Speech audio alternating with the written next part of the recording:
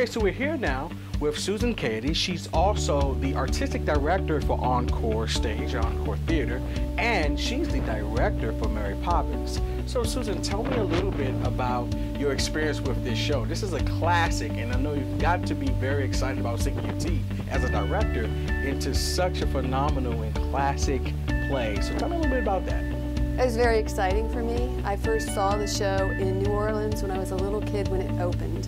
And we were in a very grand theater with waiters that waited on you, and the theater was, at that point, probably 50 or 60 years old. And everyone left so happy. So I've grown up with this material. Very excited to select it this year because of the flying aspect, in addition to the story.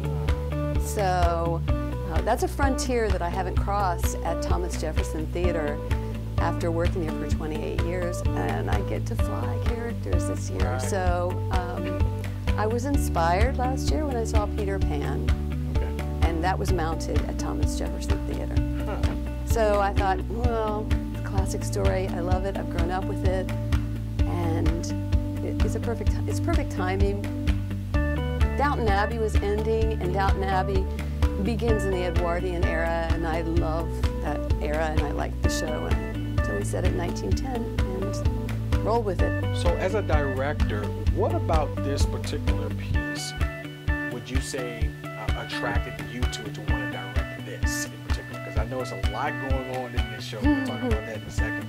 But what about this artistically has kind of drawn you to this? Well, the story. The story, okay. The story will always draw me into the selection of any of our season plays.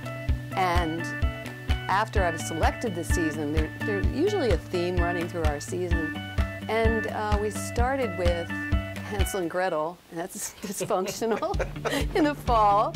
And how do you work that story arc? And now we're ending with Mary Poppins. Right. So we've had wonderful children's shows this year, and for me, it's the story, it's the arc, it's the individual characters, it's the development of the characters.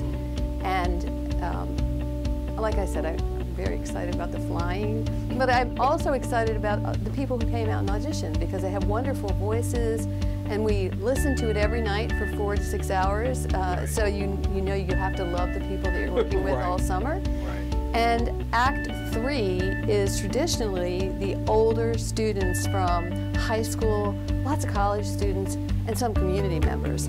So this was the opportunity to merge children into that mix.